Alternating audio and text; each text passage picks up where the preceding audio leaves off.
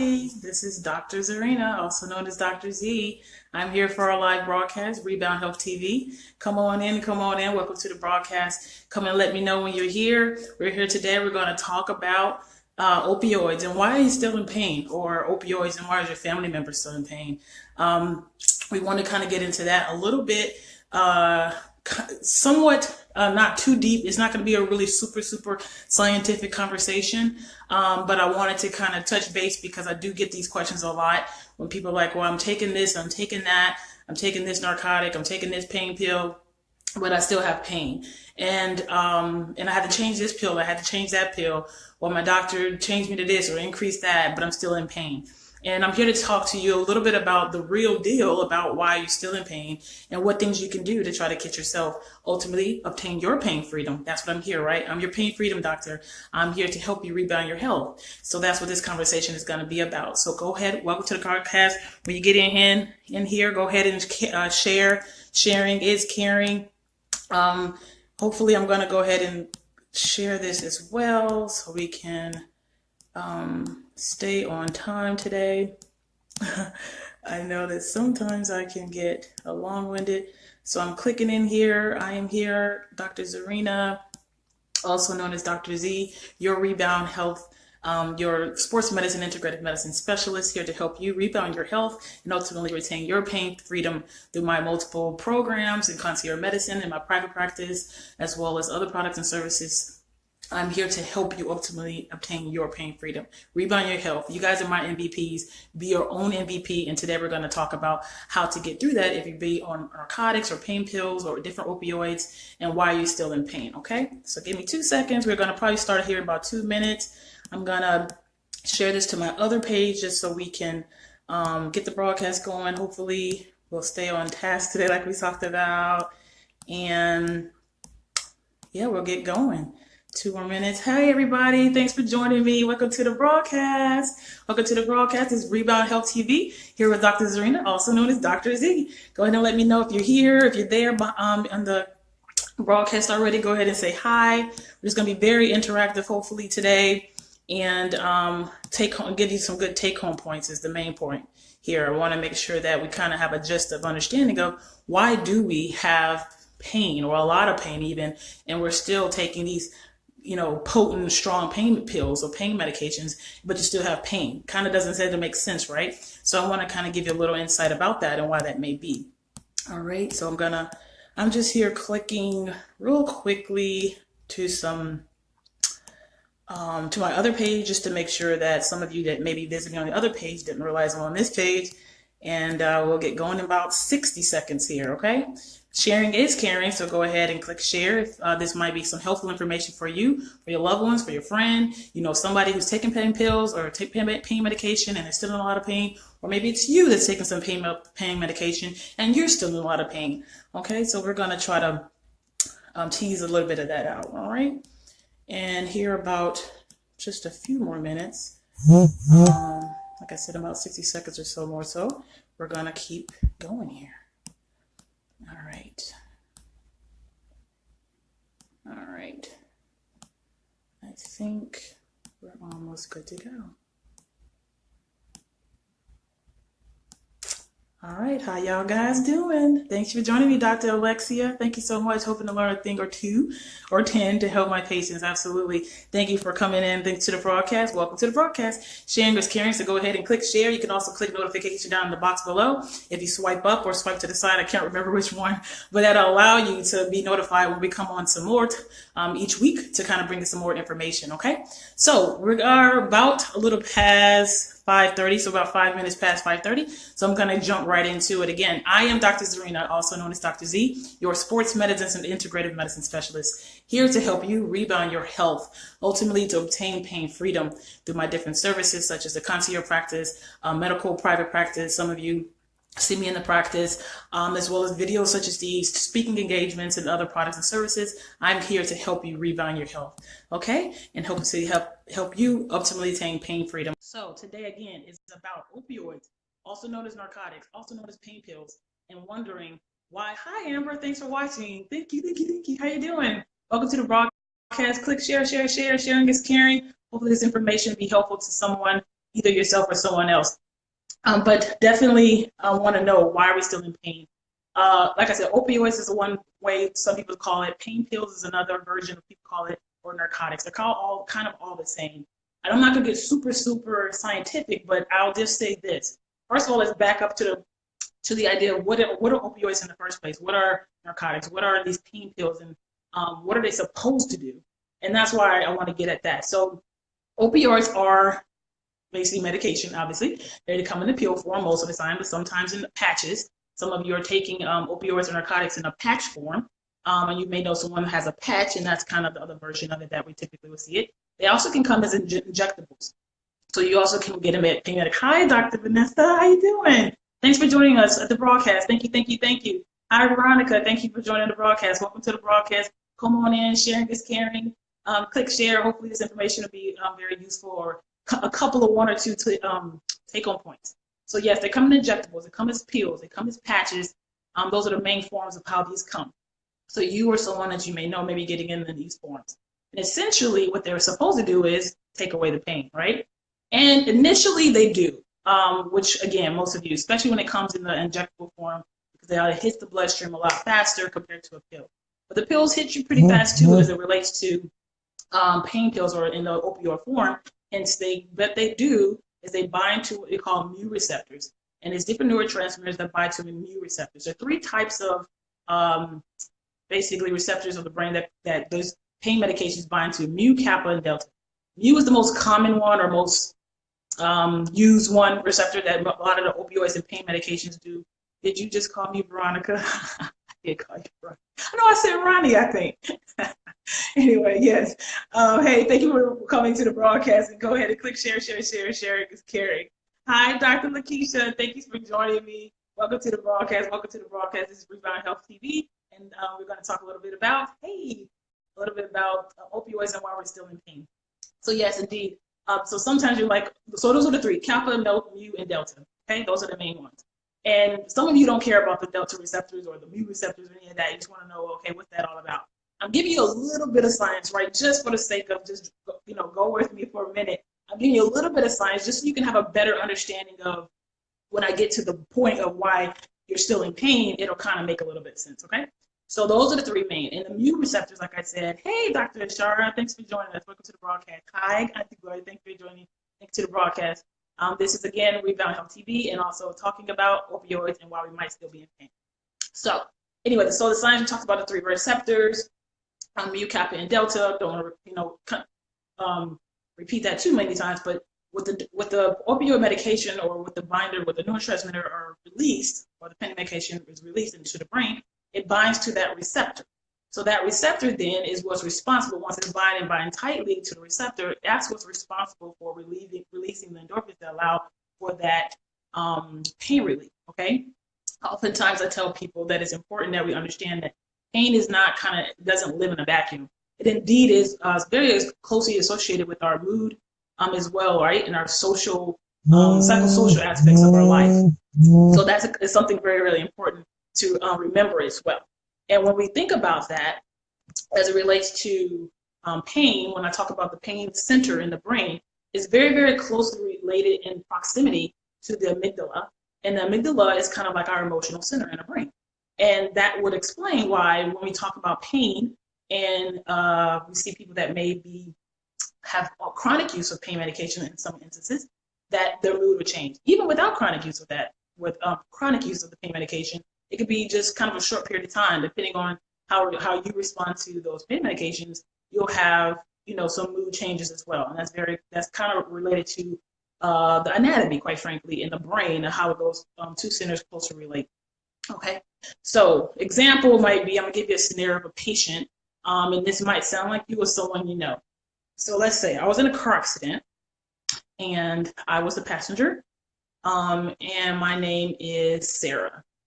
And Sarah was a passenger. She's probably like 29 years old. Hi, Dr. Saima. Thanks for joining us. Welcome to the broadcast.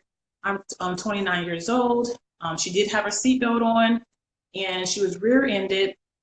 And when she was rear-ended, her head had a sudden motion, like forward and backwards, where she did banged her head on the back of the headrest, but no other injuries to note.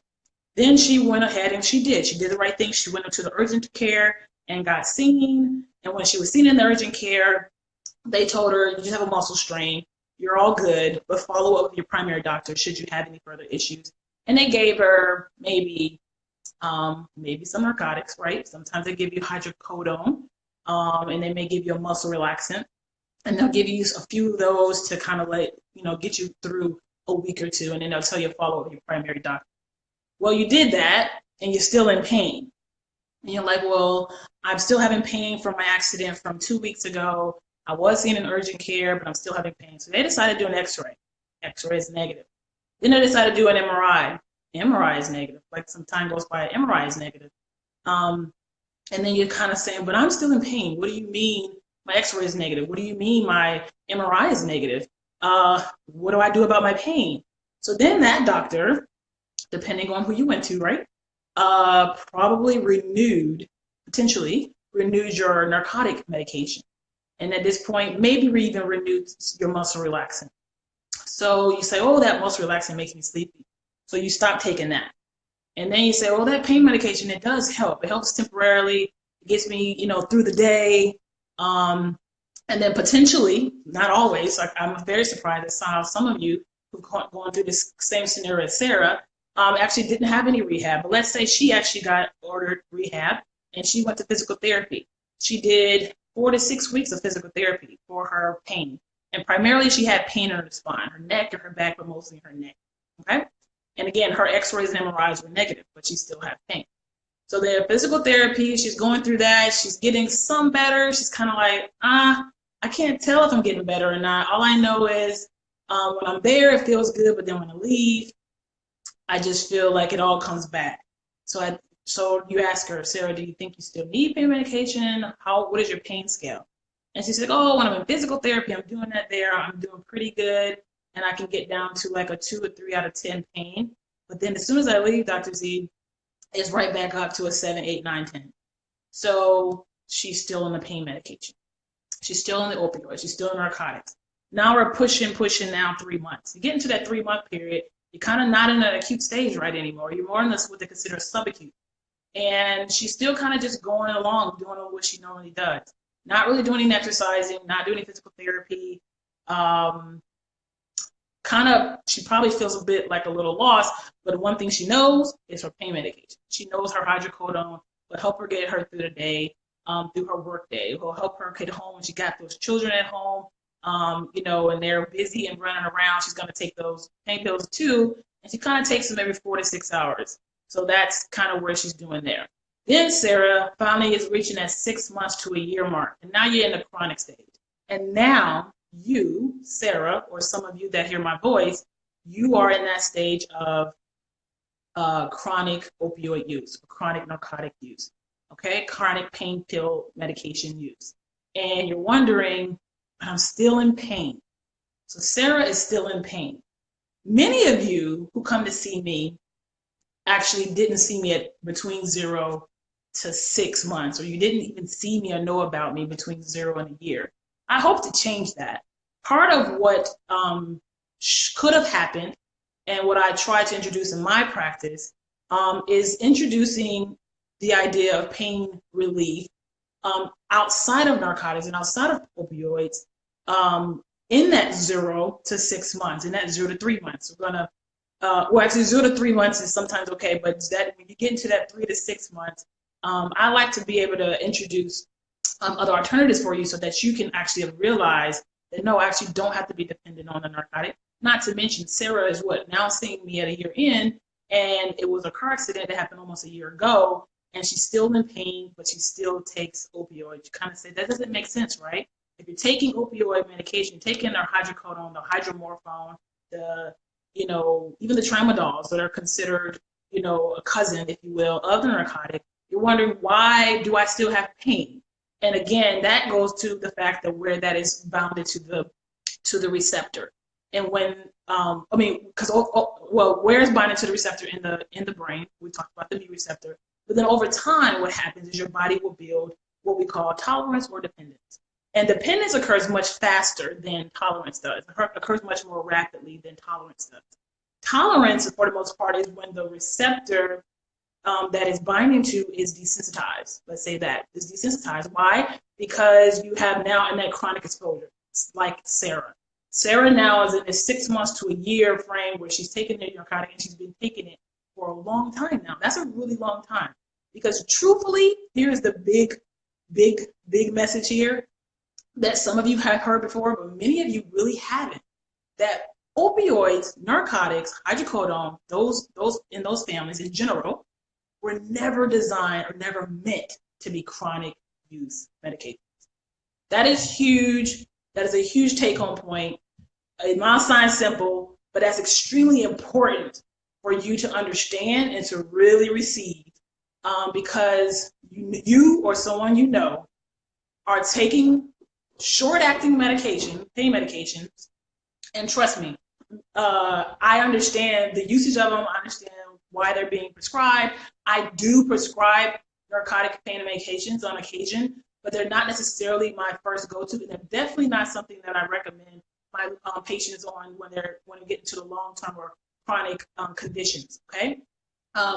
However, we do have it. Now that's like saying, come on, Dr. Z, are you saying I should not be on opioids? No, that's not what I'm saying. Are you saying I should be taking my hydrocodone? No, that's not what I'm saying.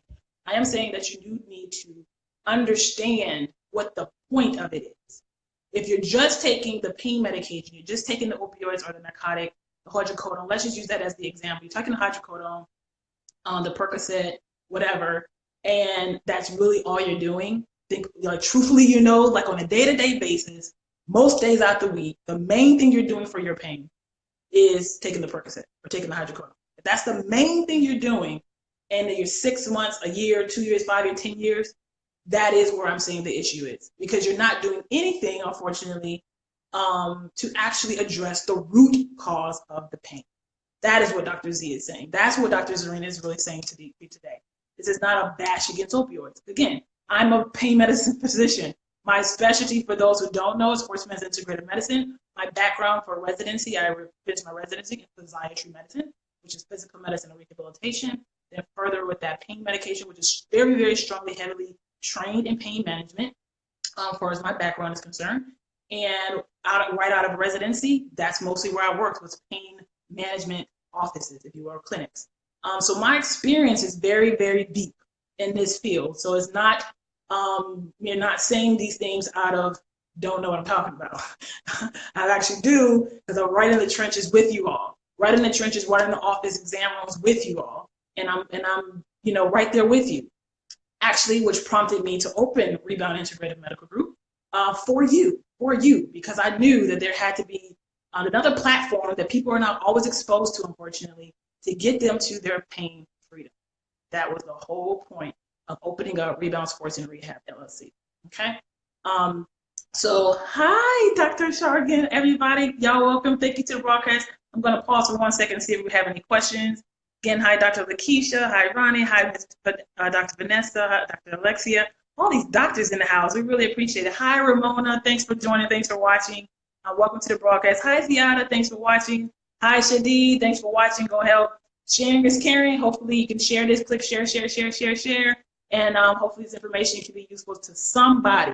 Somebody, even if you don't directly know that they're taking any opioids or narcotics, somebody in your life is, and this potentially can be helpful, maybe slightly eye-opening. The big take-home was actually that opioids and narcotics are not ever, they weren't designed to take you to zero pain. That's actually, first of all, it's not meant for, thanks for getting me to pain freedom. You're so welcome, you're so welcome.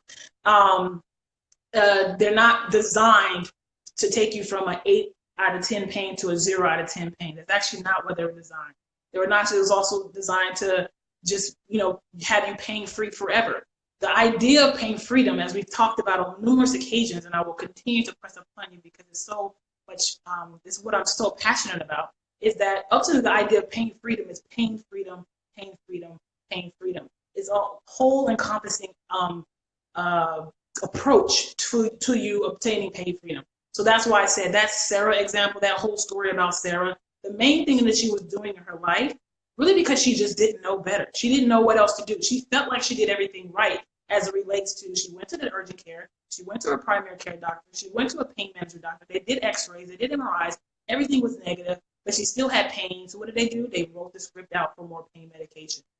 And what I'm saying is that's where we sometimes in the medical field drop the ball, and that's why I'm on this platform to bring you information to have you realize that there are other options out there, and that when you're getting to that 6 months to a year to 10 to 5 to 13 years, and that's the main thing you're doing for your pain is just the opioids, that's where the issue is. Because what you didn't realize, and you can't try to chase your tail, is that they were never meant to make you pain-free. They were never designed to be. That's not what the molecular, they're not designed for that, okay?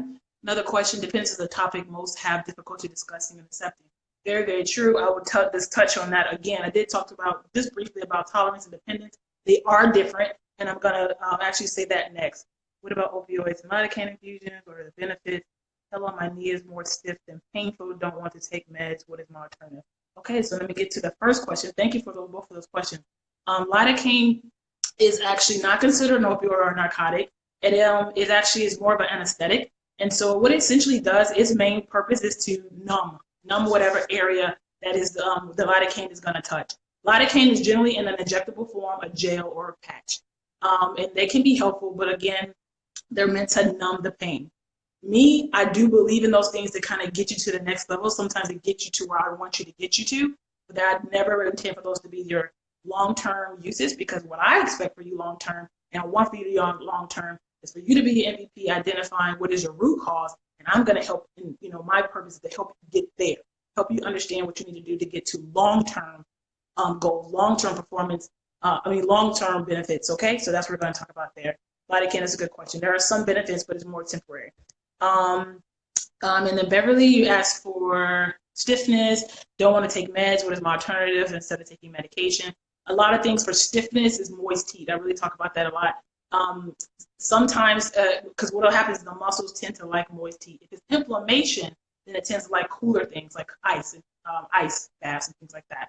And also, alternatives is you want to make sure you're doing everything healthy for that bone. So if you're not taking the vitamin D3, 5 to 6,000 international units a day, that can be impacting the ability for your musculoskeletal system, if you will, to heal. So it's imperative that you have what you need inside your body so those bones can heal as well. Some people talk about glucosamine and chondroitin. I don't knock them or necessarily promote them, but it's usually no harm. Some people find a lot of benefit in that. And then there's also things like St. John wort that can be helpful with arthritic pain. So it's something that you can try, and sometimes even ginseng. So those are some natural things you can try as well. Good question. And then another question, designed to make money and for big business. That sometimes is true. Hi, Zarina, same name. Thanks for watching. Thanks for joining the broadcast, REBOUND Health TV. Go ahead, share it and caring if you find this information informational or helpful. Well, go ahead and share. Thanks for joining the broadcast. But those are all good questions. So going back to the conversation about tolerance and dependence, I do want to make that distinction in case I wasn't super clear about what the differences were. Again, tolerance is more when the receptors that the medications bind to become desensitized because of chronic use. So eventually your body just gets so used to it that it's not having the same effect that it did in the beginning. Okay, that's essentially what tolerance is. And dependence is more a masked, when it's masked. The opioid effect is masked. No, not that is masked. That is the opioid. I want to say that the opioid is masked. The opioid drug receptor is more masked. The use of it is masked, and so the drug is either needs to be stopped, or you have to use an antithesis, which is called naloxone, usually in our field, to bind to the receptor so that you don't have the dependence. Let me make that a little bit clearer. So the tolerance, again, is receptor desensitization, okay? And that's when, because you've been using it for so long that your body becomes tolerant. Dependence is more that the mask until the opioid drug is removed from the receptor. That's a better way of saying it. Until the opioid medication that's binding there is removed from the receptor. And the way you have to do that is either wean, stop it, or there's a medication that we use in the medical field that actually binds to that receptor instead, and that helps relieve the medication for those receptors, and that also obviously helps with dependence. Then from there, you do have to worry about, or you have to be aware that there's withdrawal and things like that, and you definitely want to make sure that you're in contact with your medical doctor to help you get through those if that's something that happens to you. Another question, since there's often psychiatric components to drug dependency, do you ever refer that service? Absolutely. Actually, thank you for that question, Sharifa Hood. That's an extremely important question, actually. And that's a question, that's a point that I really, really found critical, because as we talked about a little bit earlier in the video, how those centers in the brain are so closely related, the emotional center and the pain center.